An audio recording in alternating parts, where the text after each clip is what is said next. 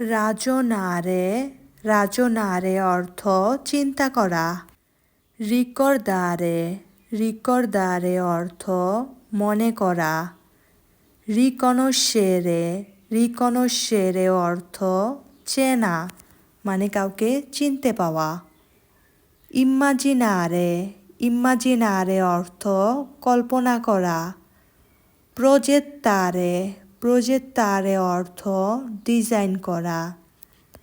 কন্দিভিদেরে কন্দিভিদেরে অর্থ শেয়ার করা। আক্কুসারে আক্কুসারে অর্থ দোষারোপ করা। দিকিয়ারারে দিকিয়ারারে অর্থ ঘোষণা করা।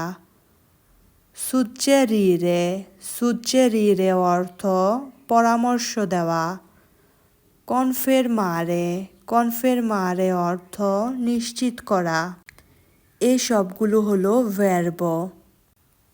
যারা জানেন না ভার্ব মানে কি তাদের জন্য বলছি। ভার্ব হলো একটি শব্দ এবং সেই ভার্বটা ভেঙে আমরা আমার সাথে, তোমার সাথে, সবার সাথে ব্যবহার করি।